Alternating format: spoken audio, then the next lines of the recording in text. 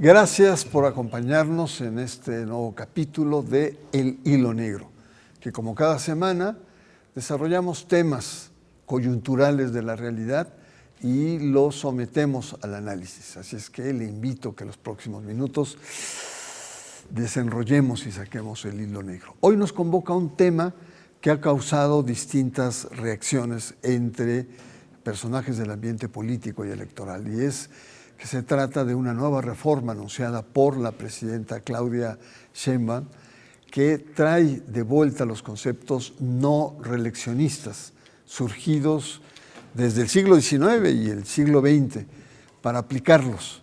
Ahora todos los cargos de elección popular están, digamos, sujetos a la no reelección, y es el tema que nos convoca esta sesión.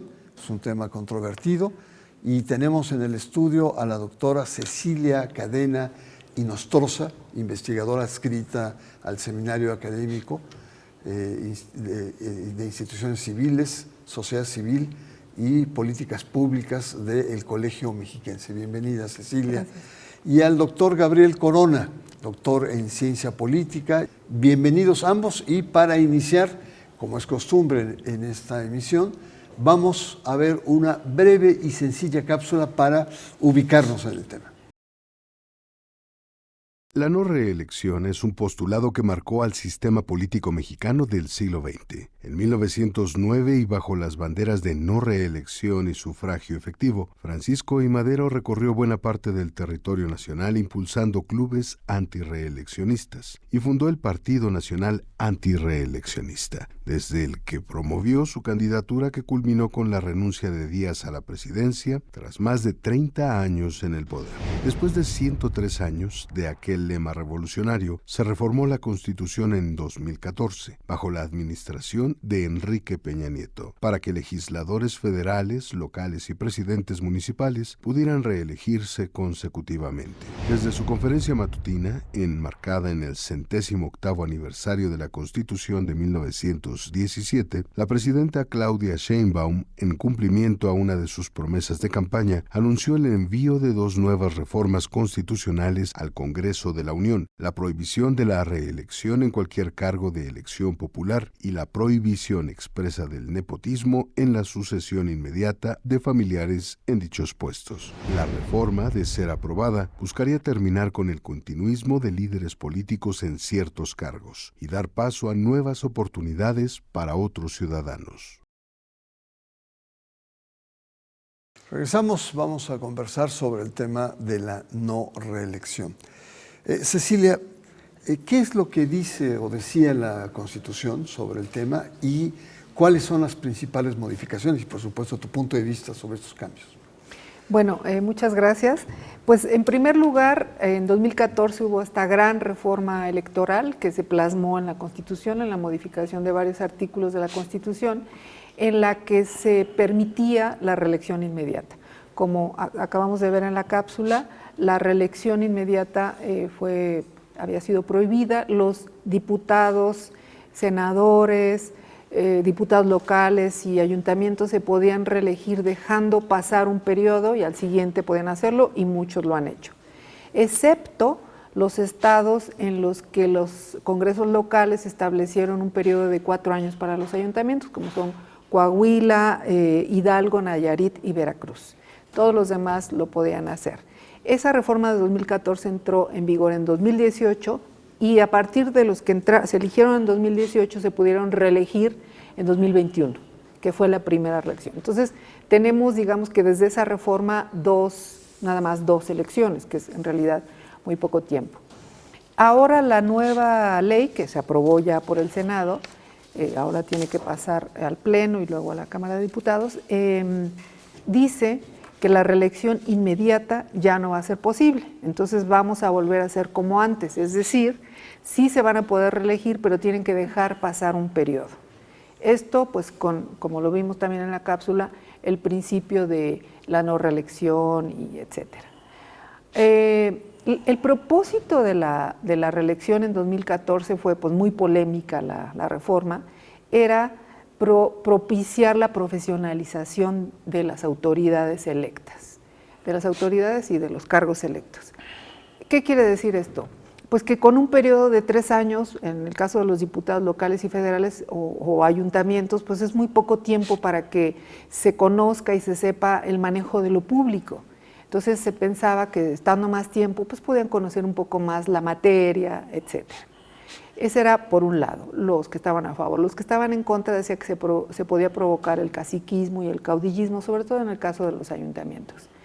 Lo cierto es que uno de los argumentos a favor era la rendición de cuentas, que tampoco se logró, y si quieren más adelante hablamos de eso. Muchas gracias, Cecilia.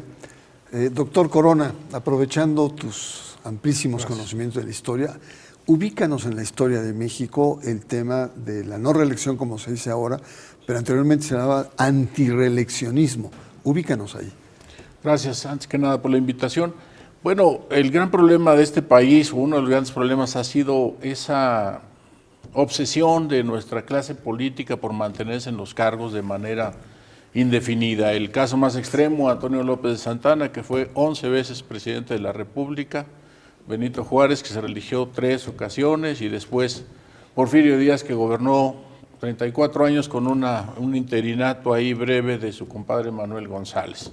Eso provocó una revolución, la más sangrienta en la historia de este país, en 1910, y se instaló desde entonces el sufragio efectivo no reelección, la bandera de Francisco I. Madero, que solamente fue aplicada en un principio para el Poder Ejecutivo, pero en 1933, durante el Maximato, se extendió a los legisladores federales.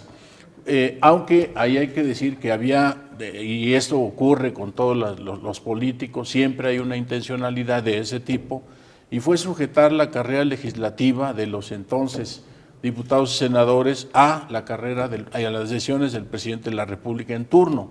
Es decir, para que no generaran una trayectoria política independiente, se les sujetó al palomeo cada 3 años o cada 6 años para poder ser o no legisladores federales. Entonces, eso no hay que perderlo de vista, porque independientemente de quién gobierna este país, toda la clase política siempre tiene objetivos de esa naturaleza, y tiene detrás de estas iniciativas siempre hay intencionalidad de abrir el sistema político o cerrarlo para mantener el control o para compartir el poder con otros grupos y hacer más democrático. Habrá que estar atentos entonces a que esto sea una vía para generar mayor representación política, más auténtica, una circulación de los políticos, dirían los teóricos, de las élites políticas, pero que esto genere mayor dinamismo y cambio político, y no, al contrario, que se envejezcan las estructuras políticas.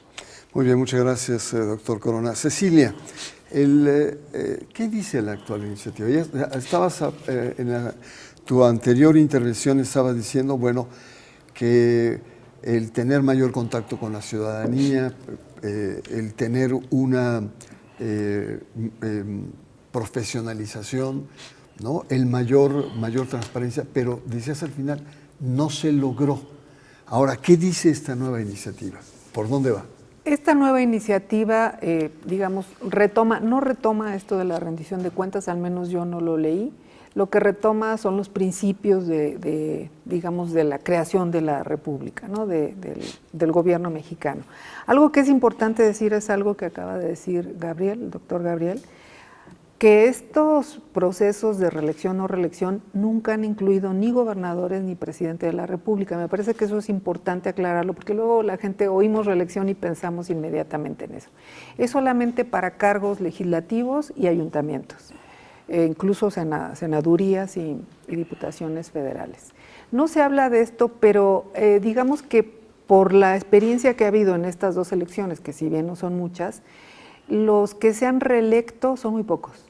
Por ejemplo, en la legislatura pasada, en la federal, se propusieron más de 400 y se reeligieron, me parece que 139, en la del 2021. Y ahorita en la reciente fueron solamente 59. Es decir, no hay muchos. En la local también ha sido 10 los diputados, que es el 25%, y ayuntamientos también han sido entre 27 y 30. O sea, la ciudadanía no los ha aprobado.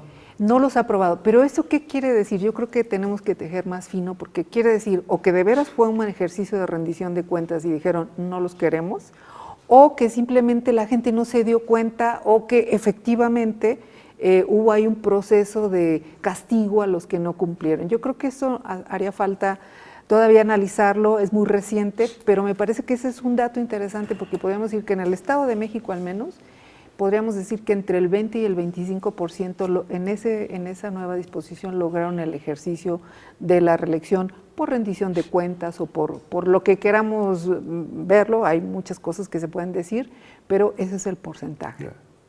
No, y tengo entendido que desde el 17 está prohibido que el presidente de la República se reelija, ¿no? Desde aquellos tiempos, cosa que le ha venido muy bien a México. Si uno ve que en algunos países los presidentes que se reeligen ya no son tan bien vistos, estoy hablando del caso de Venezuela, Nicaragua u otro, Bolivia, ¿no? El caso de América Latina. Pero, doctor Corona, háblenos de los plazos y un poco cuál es su reacción frente a esta nueva propuesta. Bueno, nada más hacer una precisión. Todavía hubo, después de 1917, hubo un intento reeleccionista Obregón. Exitoso, Álvaro Obregón. En 1928, bueno, un poco antes modificaron la Constitución para permitir su reelección. Desgraciadamente para él, las balas de José León Toral y grupos implicados en esto le quitaron la vida, y a partir de entonces se volvió a modificar la Constitución para que ahora sí ya nadie se pudiera reelegir. Desde entonces nadie lo ha logrado, aunque varios lo han intentado. Pero de todas maneras algunos lo han intentado. Miguel Alemán auscultó la posibilidad de prorrogar su mandato 3 años o reelegirse. Las dos fracasaron. Todavía hasta Carlos Salinas, el secretario de Gobernación, todavía auscultó, Fernando Gutiérrez Barrios, esa posibilidad, y afortunadamente no prosperó. Sobre los plazos, bueno, a mí me parece que esta reelección continua, que además no era indefinida, era solamente hasta 12 años para presidentes municipales y legisladores, y el caso de senadores, solo una reelección hasta completar 12 años, no era indefinida, eso también hay que aclararlo. Me parece que pues se le está dando un tiempo, digamos, suficiente de aquí a 2027 y a 2030 en el caso de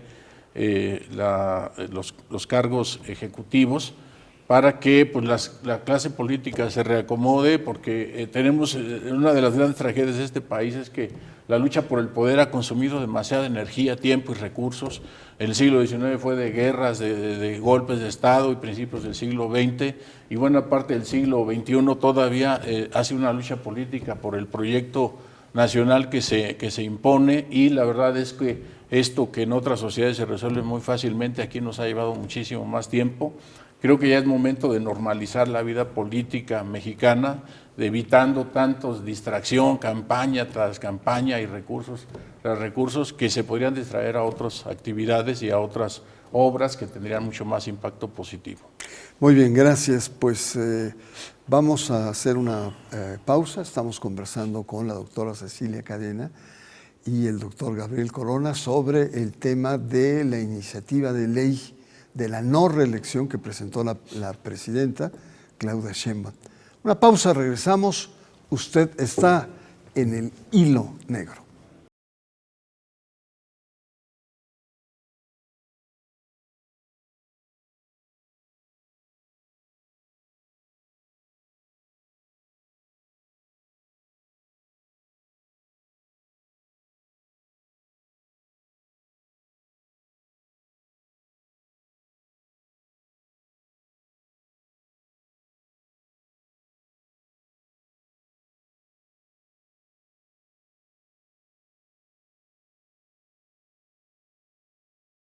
De vuelta al hilo negro, conversamos con la doctora Cecilia Cadena y el doctor Gabriel Corona sobre el tema de la iniciativa para la no reelección propuesta por la presidenta Claudia Sheinbaum.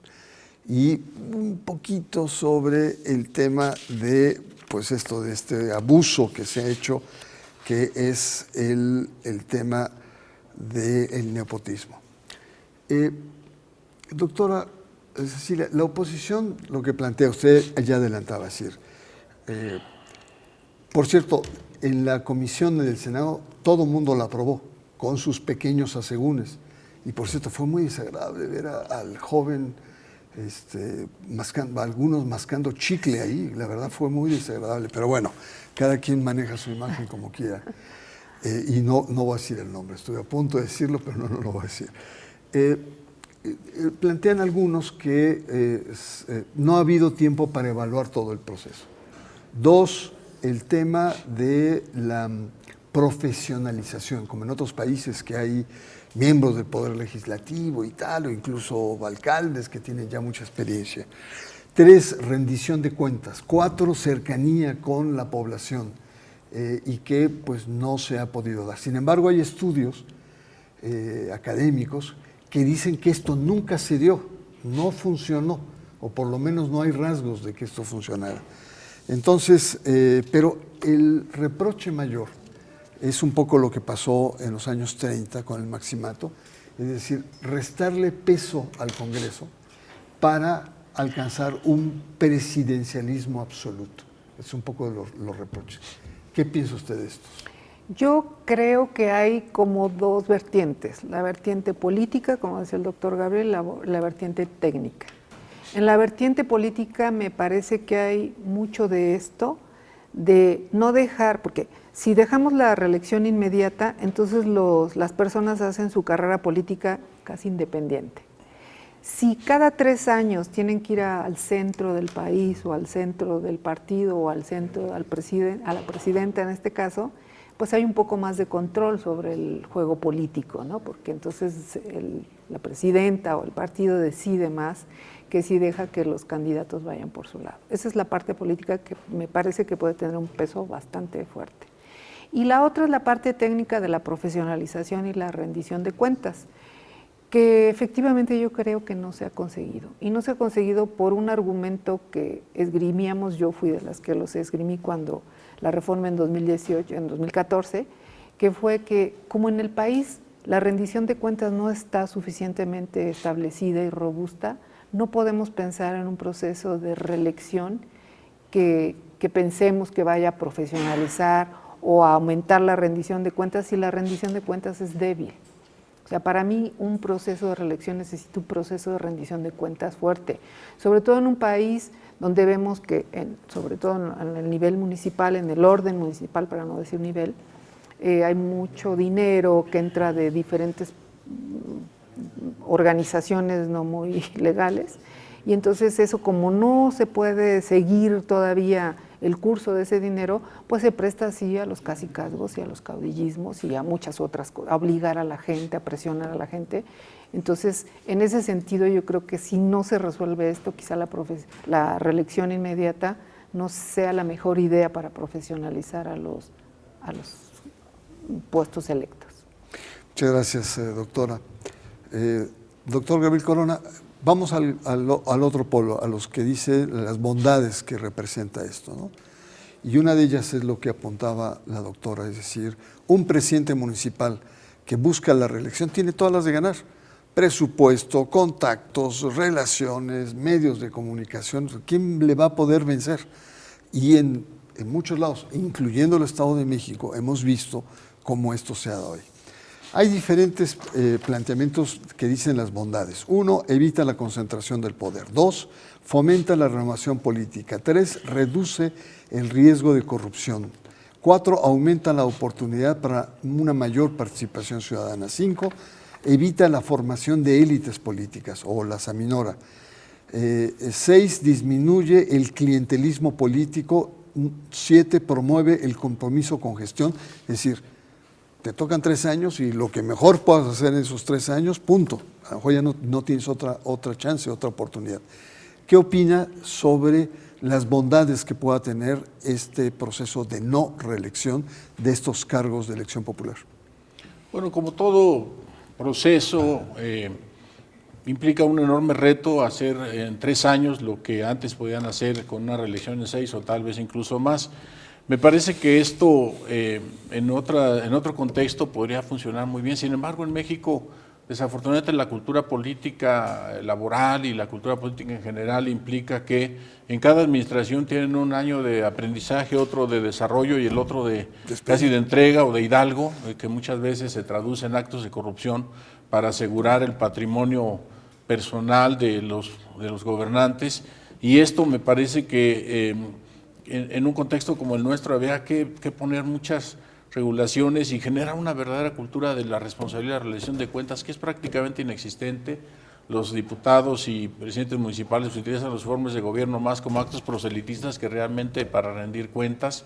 Me parece que sí hay ventajas, por supuesto, los líderes políticos, gobernantes o representantes tienen un periodo corto para realizar su función y después realizar otra o regresar a las bases y trabajar nuevamente para obtener un cargo de elección popular. Pero me parece que el gran problema de México es que nuestra clase política está acostumbrada a vivir únicamente del erario. Pocas personas tienen algo más de qué vivir, entonces hay una obsesión por mantenerse y brincar de un cargo a otro, aplicando la máxima del famoso tlacuache César Garrizurieta, que es vivir fuera del presupuesto es vivir en el error. Entonces se cuelgan de cualquier oportunidad para seguir medrando a costa del erario, y eso me parece que hay que irlo cambiando, y creo que iniciativas como estas tienen que ir acompañadas de otras medidas que vayan saneando la vida pública de tal manera que tengamos representantes y gobernantes con otra mística, que vivan para servir y que no vivan para servirse del poder y de los recursos. Muy bien, gracias, doctor. Cuando se planteó la no reelección presidencial en México, que hubo intentos, se dio otro fenómeno, el fenómeno de los maximatos.